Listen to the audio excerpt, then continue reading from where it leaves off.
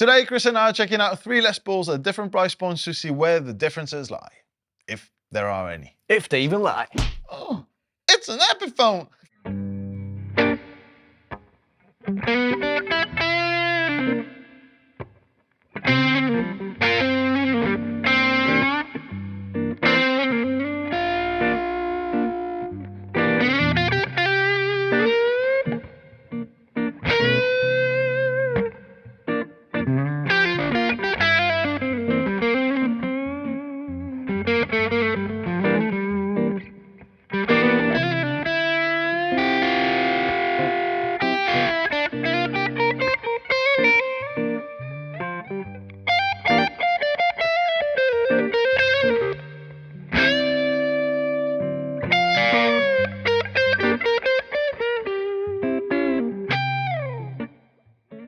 Hi everyone, my name is Guillaume. My name is Chris, welcome to Thomann's Guitars and Basses. Today we are making a video, believe it or Today not. is going to be a single cut edit.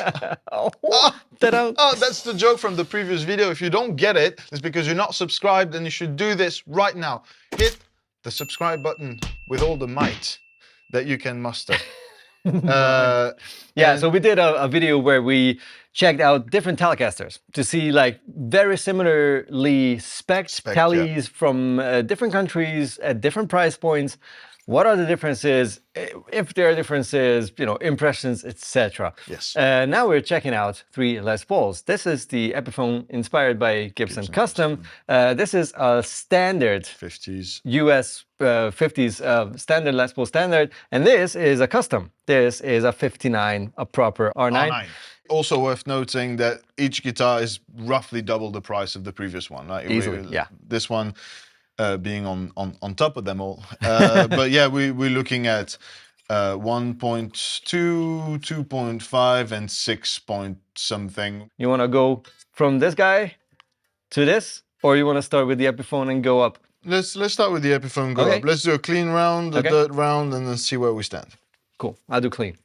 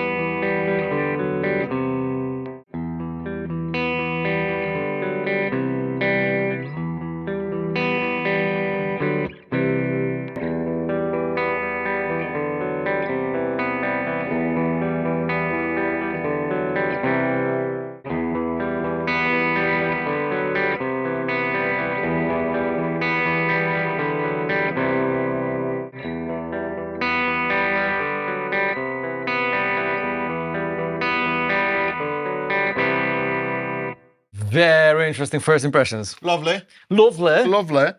Very different sounds. Yeah, but then again... Totally. Yeah. The hardest one being that one. Yeah. Even though the neck pickup is maybe a hint lower, closer to the strings than on this one. But not that much. But like even the bridge pickup is so much hotter than on the custom shop and on the Epiphone. Yeah. Crazy. Until now, and with until now, I mean like until the last few years, the weakest point of Epiphone guitars was the pickup in my book. The rest was always solid, you know, great specs, etc. But like the pickups, I was not really a big fan of. And now one of the strongest arguments for this guitar is that it sounds really good. It sounds amazing. It doesn't sound like, yeah, it's good enough for the price tag, which is higher than before. So I understand why so many people feel, have strong feelings about the current price tags of these guitars, the most expensive Epiphones, but the sound and these pickups don't just match that. They, I mean, way beyond. Ridiculously good, very inspiring sounds. The rest of the vibes, it still feels like an Epiphone. It is, the neck profile is much more of my liking. Everything feels more updated and high quality, but still, if, like, I have my R8, and if I touch this guitar, I know exactly that it's gonna be one of those really nice ones. So my hands still cannot be fooled. That being said, the playability, the quality of the parts, and especially the sound of the Epiphone is the most shocking out of these three. Yeah, I think so. I'm looking forward to just back to back with some game, but sound wise at least on par. It's just different tastes of the same cool Les Paul sound, isn't it? Neck profile is very interesting. The thinnest one is actually the custom one, the R9. Oh yeah. This one has like the slimmest, most modern neck, which is realistic. If like I only played one actual 59 original burst, and the neck was so thin I was almost laughing, like, come on, this is fake. It's like, no, they are much thinner than most people think or assume, and this feels very much like that. So this is the most authentic actual 59 neck out of the three. This one is maybe closer to 58, but it's still not that super thick, and that one's in the middle. I feel like the standard 50s aims at like somewhere in between the 58 baseball and the 59 slimmer neck. And so it's a nice in between, and this one is a little rounder, but it's not huge. It's not as big as my 58. No. But it's the thickest one out of the three. All right.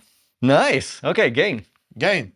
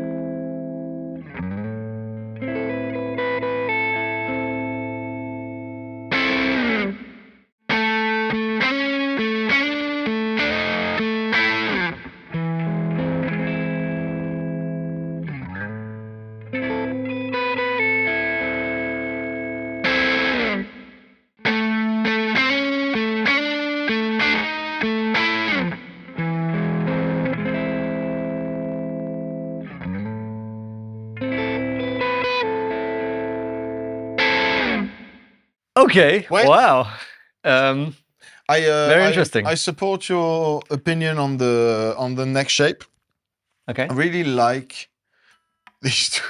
Okay, you like the thicker necks. Okay. It's like this is nice, but it doesn't really, kind of the same conclusion as the Tele for me. Like, I think a Les Paul neck needs to be a certain thing for me to want it to play it like a Les Paul. Okay. Again, if it feels too modern, you start playing it differently. Yeah, and you don't necessarily want it. Okay. Which I feel like today I'm in just a chunky mood. So it might just be that. I'm in a chunky decade. And I do really enjoy these two.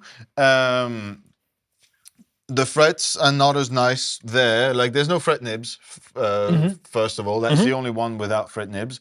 Could use a polish. Then again, like, it's not like a loud...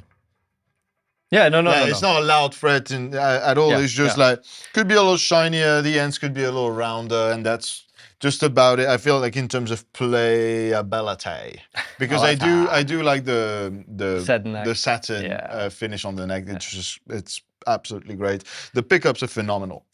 Like the pickups are Come on. mind-blowingly good. Like if I was just to choose based on sound, I genuinely would choose the Epiphone. Yeah, Which I would go between these two, like the Yeah, most yeah. expensive and the most affordable. At least in that Just because setup, of giving you that vintage, lower output, Yeah. sweet, clear, clean sound, and the drive sound as well, not just the clean. Actually, No, that's no, the thing. no, it was This is much more of a raw guitar, like the standard 50s. If you throw a lot of gain at this, Yeah. this is just gonna take heads off. It's amazing. It's tight. It has all the screaming mid range. Yeah. But it's a hint too modern, too hot for that vintage vibe. Yeah. And the custom shop, which is a reissue, it should feel and sound like an old guitar. Does that? Obviously, it should. But also the Epiphone does, which is crazy. Do you have any points where you say like, okay, this is where I understand the price differences? Not just like how much more expensive, because you know how it is. It's Okay. always exponential. Yeah, Just yeah. There's some where do you things. feel differences in price tag? There's something that the fret ends. Okay. For me, the rounded bit and the actual ends of each fret. It's not like cutting. I'm not cutting myself or anything, but I feel like it could be rounder. The price difference and it comes with quality increments for sure. It's never to the extent of the price difference. This guitar is not twice as good as this one, and this one is not twice as good. It's like 2.5 times as good as that. Yeah, yeah. Like it's not how that works. However, you do know that there are like this is the proper lacquer, this is the proper glue, this is the proper everything on that guitar. This is the standard, the Les Paul 50s as it is made right now. This is kind of exceptional for the money. Yeah, what I love seeing is that if you're looking for a tool, an actual tool that is immediately giggable and recordable and audibles, just whichever you feel like, whichever you can afford, doesn't really matter at all. No bad That has not been the case always, and I'm really happy about it. This is not a beginner guitar. This is an affordable great pro guitar. This is not a beginner instrument. My eyes and my hands, because I play guitar for a time and I'm a snob, and that's all right. This is what happens to you if you play a lot of really nice guitars, and if you work in a guitar store especially, or just have been doing this for a long time and played very expensive, very nice guitars.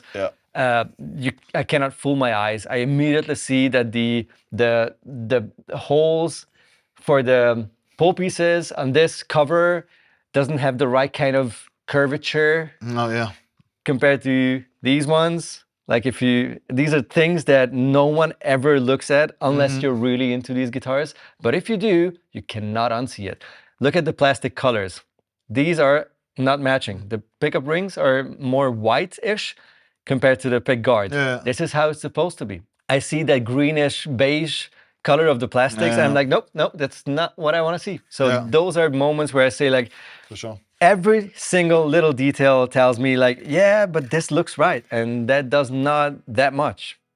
But the tool is pretty much equal. Like in terms of being tools, ridiculous quality. You have enough now material to make an educated decision.